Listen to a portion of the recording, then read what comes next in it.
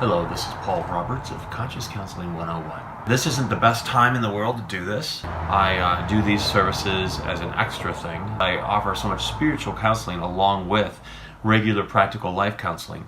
If somebody wanted to use my services for more practical life counseling on a regular basis, it took me away from my affairs to the point that I couldn't justify it, that would be where the cost is involved. But anytime I work with anybody about anything that they might come to me for, there's never a cost involved. My one condition is that I can make it generic in my response to them when I make one of these videos. So that's a really important thing for you to realize. This is real and it is free, and I don't want anything from anyone else. All I want is to help. I believe that's part of my purpose in life. In fact, I believe really that is my purpose in life.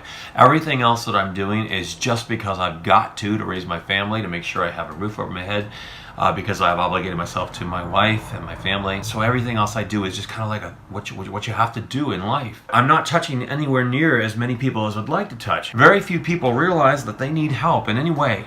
Very few people would want to come and talk with someone that would be their friend and their helper. Tell somebody else about this page that could benefit. Ask somebody to ask me to help. Basically, I'm in between houses and art studios right now, and I want to report on something here today that might help people. Normally, I've got a really even keel life while I'm talking to you all. My life is in a state of upheaval right now and uncertainty. I want to come to you from a place like that because I know a lot of people that might ask for help are coming from a place like that, and I want to be there with you in that place right now so that I can relate totally to you. If you're in a place where you don't know what you're going to do with your life, you're concerned about whether you have the resources you need to continue to go on, let me just tell you about my story here of what's going on right now in my life, and maybe I can be of assistance to you.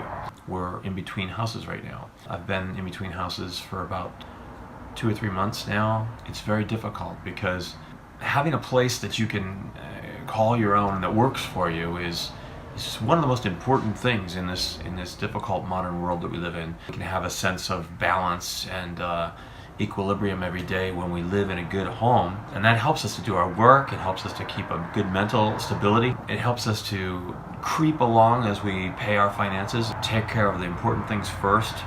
But today I want to talk about how difficult it can be to be misplaced. I want to talk about that today because that's what I'm experiencing. I have no idea where I'm going to be tomorrow or next month or next year.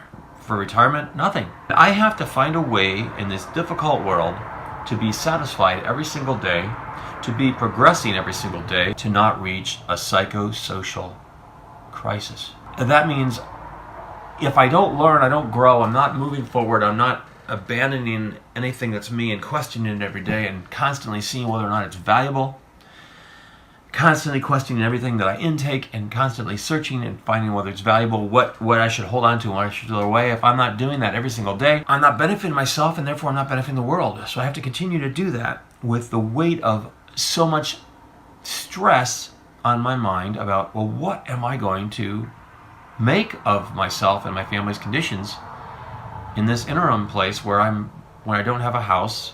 I'm just staying with someone right now. How much identity does a person put in what they have and how they live and who they know and where they are? Probably too much. But even though I'm feeling a flux here, I describe it kind of as a person that's going on a diet. All of a sudden, what you're used to eating and how you're used to feeling changes just slightly, but you're still you. Mentality is much more complex than physicality. I've changed everything I'm doing, but I'm still me. But since it's so much more complex, I can tell that some of it wants to be something else, or some of it isn't quite sure. Some of it's not quite anchored. That makes me realize, well, how much of my regular life am I using as a crutch to feel like that's part of me? None of it should be. And I feel much closer to what Jesus must have been going through when he said, the Son of Man hath no place to lay his head. I don't have that way. But now I do. I still have a place to lay my head. But it's not mine. It's borrowed. But I can see how if I had that feeling every day, if I had no place to lay my head, I'd really be able to focus on every little aspect of myself. And I'd never be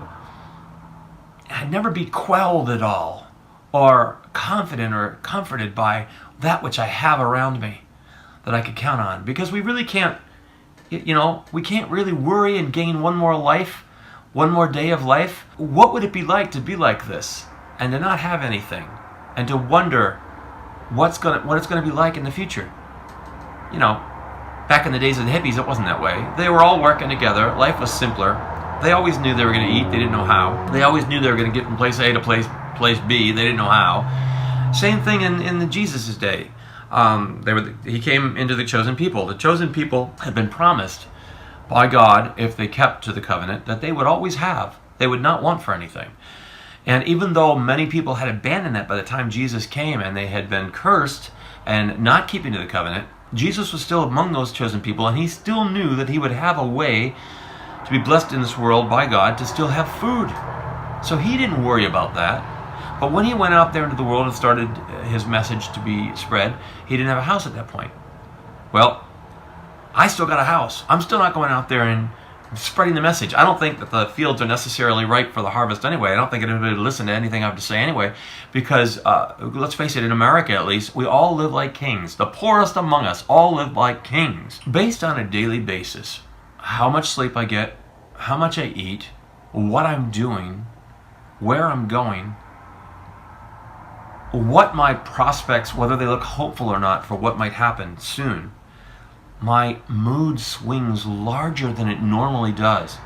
And yet I'm the same. I'm healthy. I'm living indoors. So based only on environment and circumstance, my mood swings more than it normally does. I've got a really great perspective of a great broad knowledge of many things, a universal perspective, a heightened conscious. But my mood during this period of time is still swinging from day to day. And it just irritates me because I say to myself, I know I can control this. I know I'm bigger than this. But sometimes it reveals itself and I say, well, why? Why is that way? How much am I clinging to that has to do with regular life things? And what can I do about it? My friend says, don't stress about it. Well, you know what? My whole life, as far as how I'm going to raise my children, what I'm going to do for retirement, how I'm going to be with my wife, where we're going to live, whether my kids will complete the schools that they're in and receive the funding for the schools, all those things, that's beyond me. It's not just me. So I'm responsible, my part of responsibility for all these other things. If I didn't stress about it, it's almost like saying, don't care about it. And I do care about it, so I have to stress about it. Because we know that Jesus did not come into this world to give it peace. We know that we're not the chosen people, and we do not have a guarantee of long life and all these healthy benefits and land and things provided for us. We don't have the benefit of those things. So I know that in the covenant that we have that's been offered to us, we don't have an insurance of anything. And so some of my stressing is because I know I don't have an assurance of anything in this world. And yet my days, if I'm healthy, are going to be probably long, unless I get hit by a bus or suffer an illness or something. So I'd like to have my purpose and worth, and my children's purpose and worth, and my wife's purpose and worth, and anybody I touch, purpose and worth, be valuable. But it can't be assured. And when I go along and everything seems to be in its place, that seems to be okay. But when things aren't in its place, all of a sudden, sometimes it's okay, sometimes I'm concerned, sometimes I'm worried. As broad as my consciousness is, as great as my understanding of things are, I'm still limited by this worldly perspective in this physical realm. I want to be able to help you. I want to show my awareness of this and my perturbed quality about what I'm going through as a plus, but I'm not quite sure how yet. I'm doing this video because I'm kind of in the midst of trying to figure out, well, how? What does it mean? I'm doing this video to see if I can just share. I wouldn't mind if somebody would tell me about what they thought about it, because I'm in a different place than I usually am. And I'm fighting, trying to be strong and solid in a state of total liquidity, total fluidity. If I were to counsel myself right now, I would say, be concerned, but be steady and sober. Be hopeful and dream, but be solid, be balanced. Try to think of what you can do each day that isn't outlandishly planned. or foolhardily stuck on the details, but live each day just to let it go by, but with a focus not lost, without coming up with an extravaganza of like how large I should be living right now, when my plight could change any day. Any day. This could end. I could find out what we're going to do, where we're going to go, how we're going to go. So there's no time limit on it. I could be here for 6 months in this state, or 2 weeks in this state. I can't go for more than 1 year in this state, because being financially obligated to do certain things for my children's future and their schooling, I must. So I could be in a state of limbo for almost a year, or just a few more weeks. So I can't do a grand thing right now, because it'll get interrupted likely. I can't do business as usual, because it'll get interrupted likely. I can't build towards something, because it'll get interrupted. I'm just making this as a record, reaching out to anybody that might want to reach back to me, that might be feeling these types of things on a regular basis. For me, it's new not being 100% connected, balanced, and right where I'm supposed to be, and getting up every day and the same day is the same every day, and doing my job and doing my work and reaching out and taking care of my family and all those things, knowing that I'll be there the next day and the next day and the next day and the next day, unless there's a catastrophe. So I'm feeling things I don't normally feel. And I guess it's an answer to prayer, because as a heightened conscious being, I'm being forced to go somewhere that I'm not normally going. I'm being forced to experience something that I'm not normally experiencing. With my Conscious Counseling 101 ways, I'm trying to find a way to make it work for me. And again, make it work for everyone else that might be listening to me. This is Paul Roberts, Conscious Counseling 101. Have a great everything.